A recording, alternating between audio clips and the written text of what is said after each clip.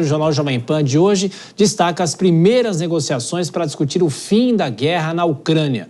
Representantes dos Estados Unidos e da Rússia concordaram em estabelecer um grupo de trabalho para as negociações. Direto então para Munique, na Alemanha, nosso correspondente Luca Bassani traz as últimas informações. Como é que estão essas primeiras pautas, né, Luca? Da primeira conversa entre os países. Bem-vindo, boa noite, bom trabalho. E quase 3 anos depois, Thiago. Boa noite a você, a todos que nos acompanham. Hoje aconteceu em Riad, na capital da Arábia Saudita, a primeira conversa diplomática entre Rússia e Estados Unidos desde que a guerra na Ucrânia começou. Lembrando que durante a última administração nos Estados Unidos, as relações diplomáticas pioraram bastante.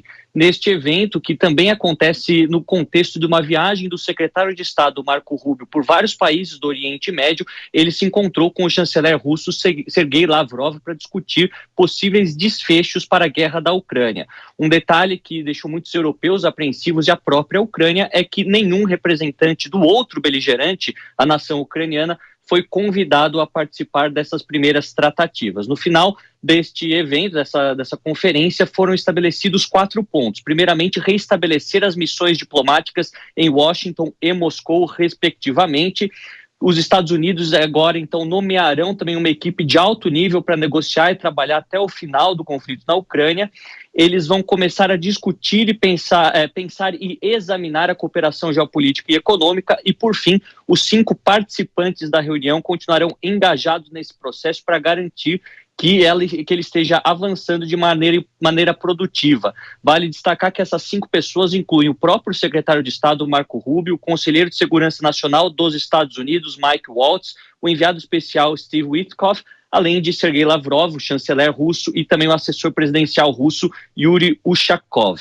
Durante essas conversas, primeiros critérios foram estabelecidos e a Rússia deixou bastante claro que qualquer tipo de organização humanitária ou até mesmo forças de paz que atuarem dentro da Ucrânia não poderão pertencer à OTAN, já que esta é uma condição sine qua non para que qualquer tipo de conversa possa seguir adiante. A guerra completa 3 anos, na próxima segunda-feira estaremos, claro, acompanhando. Agora, Luca, depois da proximidade entre os Estados Unidos e a Rússia, o presidente da Ucrânia, Volodymyr Zelensky, pediu um diálogo mais justo sobre a paz no leste europeu. Para ele, o que seria esse debate mais justo? Olha, Thiago, ao mesmo tempo que essa cúpula acontecia em Riad, na Arábia Saudita, um outro encontro acontecia em Ankara, capital da Turquia, entre Volodymyr Zelensky e o presidente Recep Tayyip Erdogan.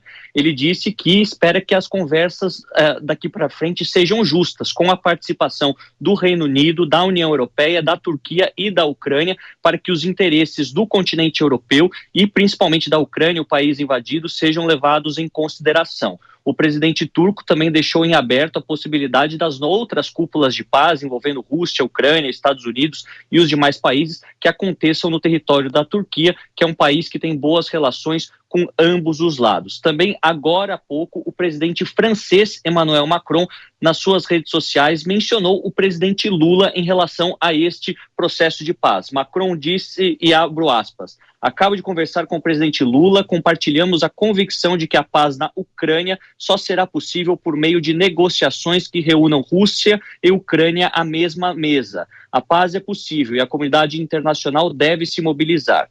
Nós também trabalharemos para que a COP de Belém seja um sucesso e temos juntos diversas iniciativas em prol do clima, da biodiversidade, dos oceanos, da democracia, do desenvolvimento econômico e agrícola. O presidente Lula fará uma visita de Estado à França em junho. Então, nós vemos que o presidente Lula, que desde o começo do ano passado se afastou bastante desta questão relacionada à Rússia e Ucrânia, até por algumas declarações que soaram muito mal para a diplomacia ucraniana, ele volta ao cenário através das falas de Emmanuel Macron, provavelmente após um telefonema entre os dois chefes de Estado. Nós vamos continuar acompanhando também se o presidente Lula se pronuncia em relação a isso, mas tudo indica que após quase 3 anos da invasão total da Ucrânia pela Rússia em 2022, as primeiras tratativas para se encontrar a paz começaram a partir do dia de hoje, Thiago. Continua acompanhando todos os detalhes aqui na Jovem Pan. Boa quarta-feira para você aí na Europa. A gente volta a se falar, Luca. Vou chamar já os nossos comentaristas, Dora Kramer e Cristiano Vilela. Ô Dora, boa noite para você, bem-vinda. Inclusive essa postagem que a gente acompanhou do presidente da França, Emmanuel Macron, foi também em português. Ele fez a postagem em francês e em português, citando e nessa expectativa do presidente Lula talvez ajudar nessa resolução. Politicamente, Dora, que lição, que avaliação a gente pode fazer dessa possibilidade do governo brasileiro sendo, entre aspas, chamado pelo presidente francês nesse debate que exclui a Ucrânia, não é, Dora? Bom trabalho. Boa noite, Thiago, boa noite, Vilela, boa noite a todos.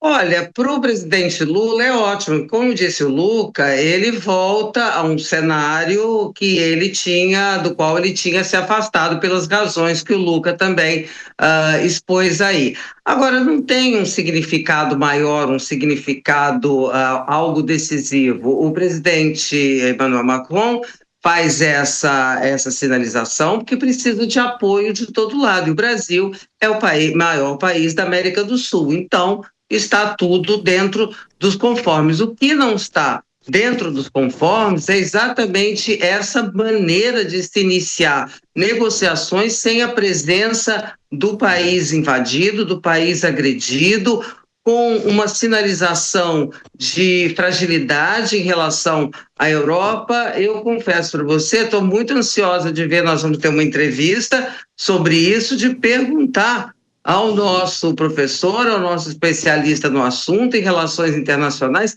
se isso é normal ou qual é a estratégia por trás disso, né? Porque parece, assim, a gente olha, parece algo tão desequilibrado, tão fora do esquadro, que eu fico achando, bom, vai ver que eu aqui não entendo do assunto e não sei direito que as coisas, vai ver que os mais fortes começam a conversar primeiro para depois estabelecer as regras, mas de qualquer maneira, quem estabelece as regras são os mais fortes, então é um acordo em que, em outro lado, já entra praticamente perdido. Daqui a pouquinho aqui nos estúdios, o professor Marcos Vinícius de Freitas para explicar toda essa movimentação. Agora, Vilela, boa noite para você, bem-vindo, bom trabalho. Essa exclusão da Ucrânia, tudo isso chama atenção. De que forma é possível se obter um processo de paz sem o país invadido?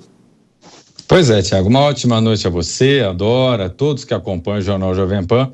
Olha, a leitura que eu faço é aquilo que muita gente já dizia desde o período anterior ao momento em que Donald Trump assumiu a presidência dos Estados Unidos, quando a guerra vinha sendo mantida de uma forma artificial pelo aporte de recursos e pela estrutura de países aliados à Ucrânia, especialmente dos Estados Unidos da América.